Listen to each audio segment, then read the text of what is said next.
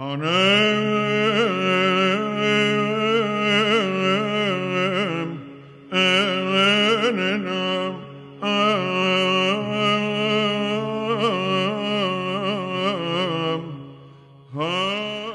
τον καιρό πήρε ο Ιησούς τους 12 μαθητές του και άρχισε να τους λέει τα όσα ήταν να τους συμβούν. «Ακούστε», τους έλεγε, «τώρα που ανεβαίνουμε στα Ιεροσόλυμα, ο Υιός του ανθρώπου θα παραδοθεί στους αρχιερείς και στους γραμματείς, οι οποίοι θα τον καταδικάσουν σε θάνατο και θα τον παραδώσουν στους εθνικούς. Θα τον περιγελάσουν, θα τον μαστιγώσουν, θα τον φτύσουν και θα τον θανατώσουν και την τρίτη ημέρα θα αναστηθεί». Πλησιάζουν τότε τον Ιησού ο Ιάκωβος και ο Ιωάννης, οι γη του Ζεβεδαίου, και του λένε «Διδάσκαλε, θέλουμε να μας κάνεις τη χάρη που θα σου ζητήσουμε». «Τι θέλετε να κάνω για σας», τους ρώτησε εκείνος. «Όταν θα εγκαταστήσεις την ένδοξη βασιλεία σου», του αποκρίθηκαν, «βάλε μας να καθίσουμε ο ένας στα δεξιά σου και ο άλλος στα αριστερά σου». Ο Ιησούς τότε τους είπε «Δεν ξέρετε τι ζητάτε. Μπορείτε να πιείτε το ποτήρι του πάθους που θα πιω εγώ ή να βαφτιστείτε με το βάφτισμα με το οποίο θα βαφτιστώ εγώ?» «Μπορούμε», του λένε. Και ο Ιησούς τους απάντησε «Το ποτήριο που θα πιω εγώ θα το πιείτε και με το βάπτισμα των παθημάτων μου θα βαπτιστείτε. Το να καθίσετε όμως στα δεξιά μου και στα αριστερά μου δεν μπορώ να σας το δώσω εγώ, αλλά θα δοθεί σε αυτούς για τους οποίους έχει ετοιμαστεί». Όταν τα άκουσαν αυτά, οι υπόλοιποι 10 μαθητές άρχισαν να αγανακτούν με τον Ιάκωβο και τον Ιωάννη. Τους κάλεσε τότε ο Ιησούς και τους λέει «Ξέρετε ότι αυτοί που θεωρούνται ηγέτες των εθνών ασκούν απόλυτη εξουσία πάνω τους και οι άρχοντες τους καταδυναστεύουν.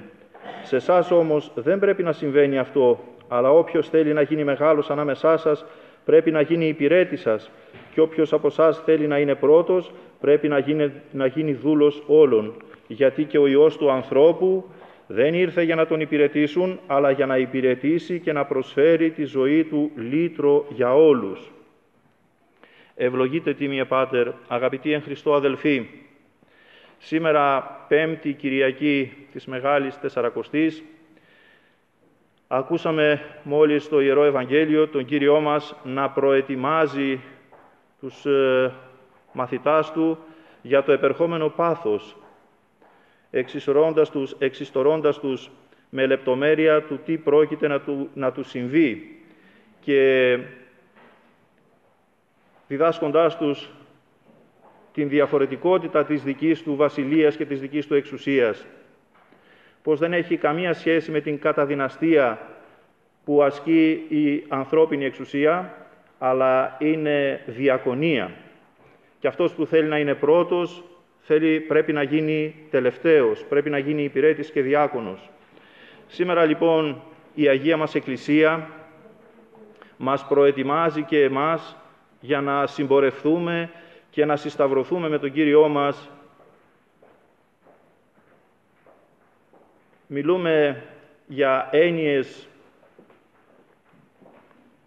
οι οποίες δεν είναι απλές. Εμείς τις θεωρούμε απλές. Τι να σταυρώσουμε και πώς θα το σταυρώσουμε?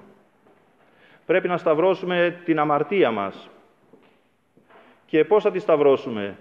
Με την μετάνοια. Ένα υπόδειγμα μετανοίας μας δίνει σήμερα η Εκκλησία μας. Προβάλλει ένα μόλις βήμα πριν από το Πάσχα, από το Άγιο Πάσχα, μια μεγάλη μορφή, γυναικεία, η οποία αμάρτησε όσο καμία άλλη θα αλλά πέτυχε αυτό που θεωρεί το ακατόρθωτο. Πέτυχε την μετάνοια και τη σωτηρία της. Είναι το πρόσωπο, είναι η μεγάλη μορφή αυτή, η Αγία Ιωσία Μαρία η Αιγυπτία. Πρέπει λοιπόν να σταυρώσουμε τις αμαρτίες μας. Και τι είναι η αμαρτία στα αλήθεια? Μήπως είναι κάτι απλό? Μιλούμε για αυτά σαν να είναι απλές λογοτεχνικές έννοιες, ενώ είναι δύσκολα πράγματα, περίπλοκα. Η αμαρτία είναι πληγή, είναι αρρώστια που αν δεν θεραπευθεί θα καταντήσει ανίατη, αγιάτρευτη και στο τέλος θα επιφέρει τον θάνατο.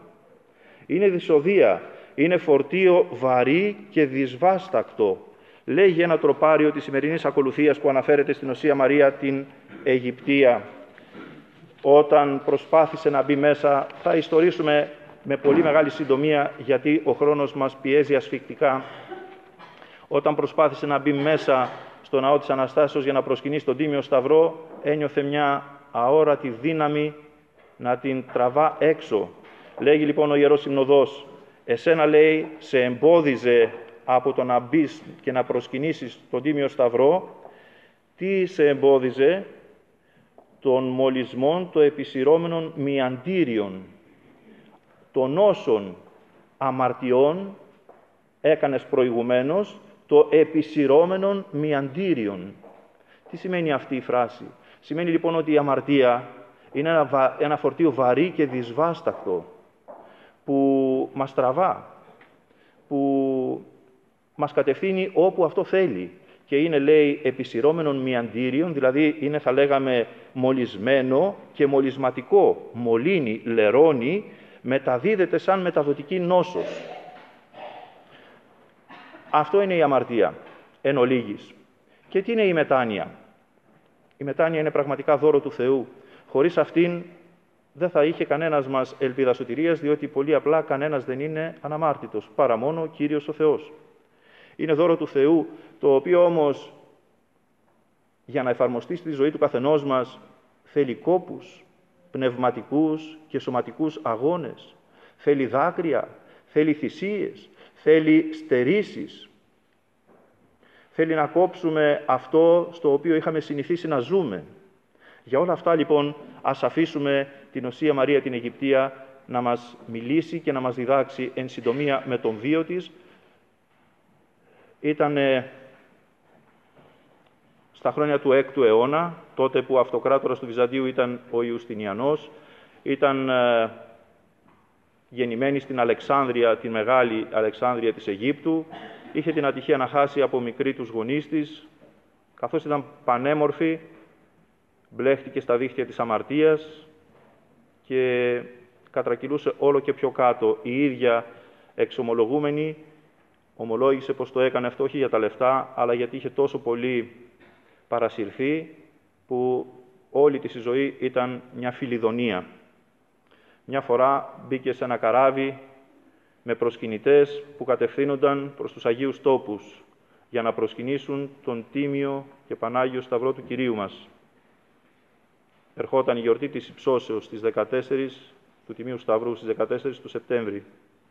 Αυτή μπήκε στο καράβι όχι για να πάει να προσκυνήσει, αλλά γιατί θα είχε πολλή πελατεία, επιτρέψτε μου την αδόκιμη έκφραση, πολλή αμαρτία. Η ίδια τα ομολόγησε στην εξομολόγησή της.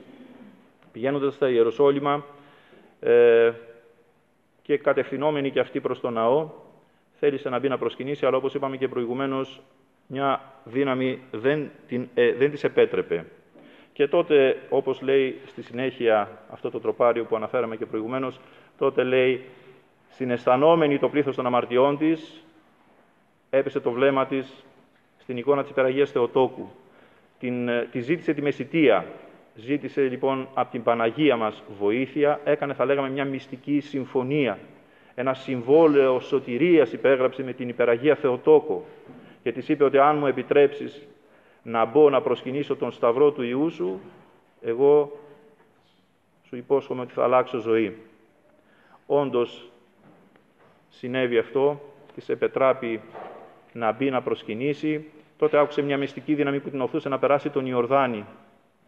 Ο Ιορδάνης για μας είναι νοητός.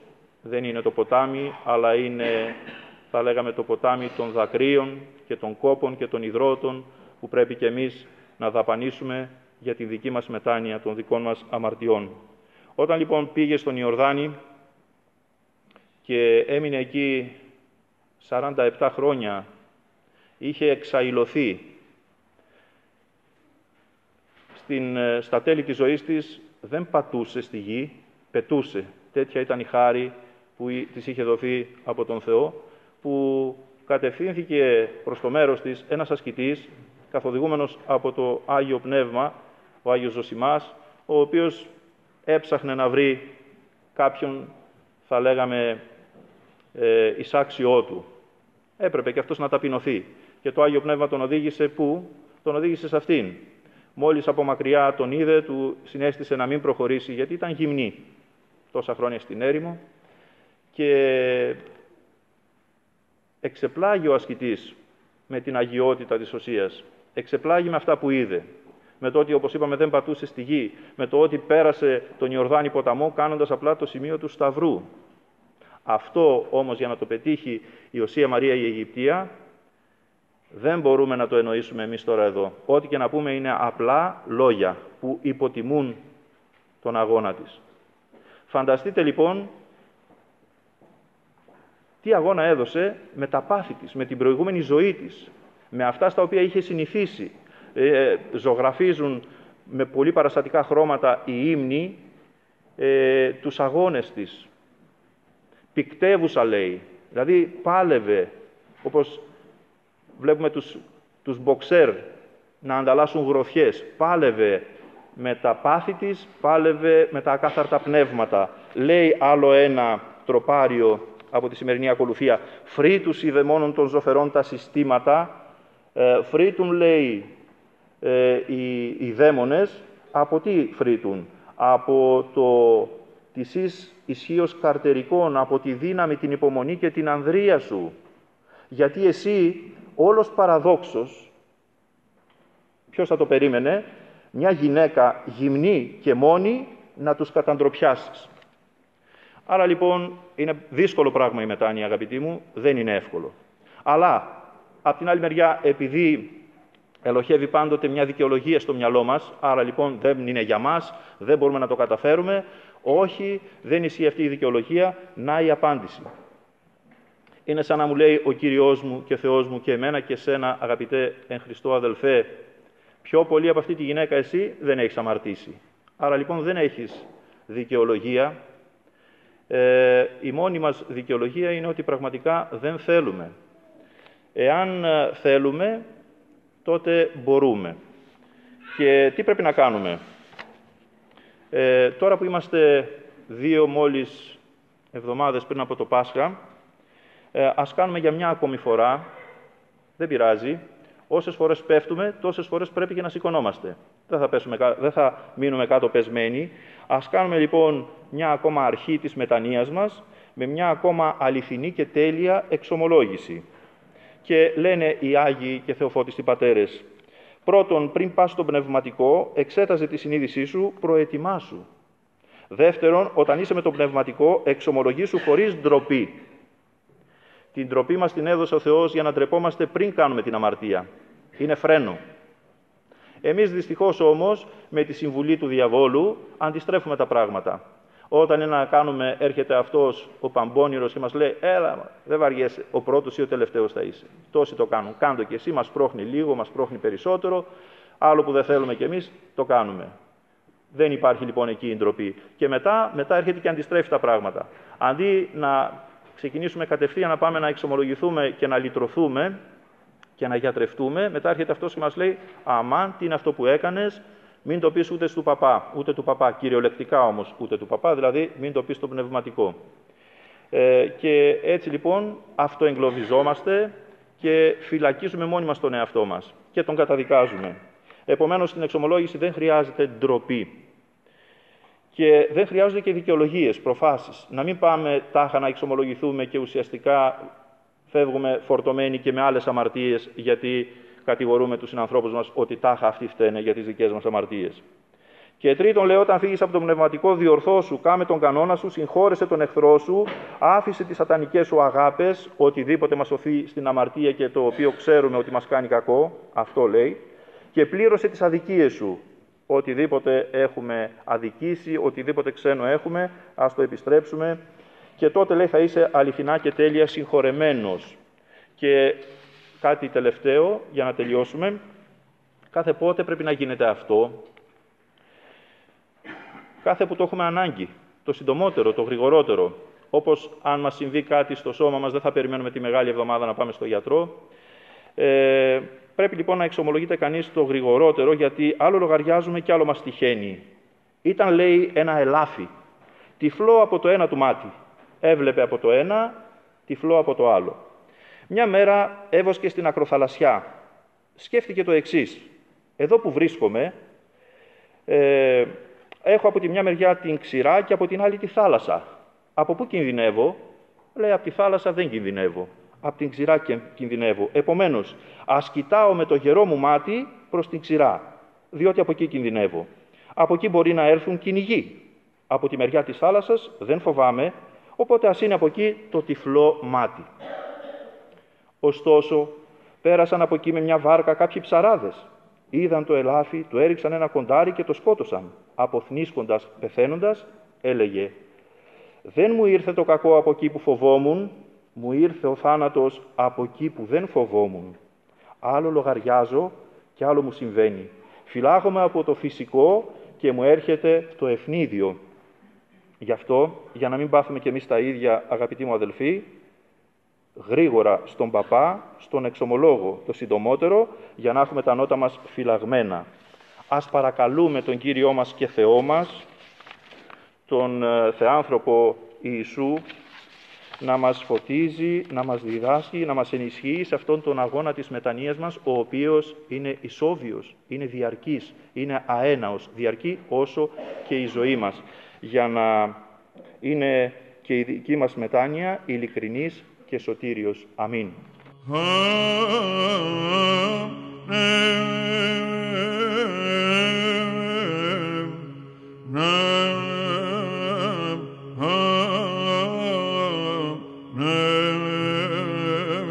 Amen.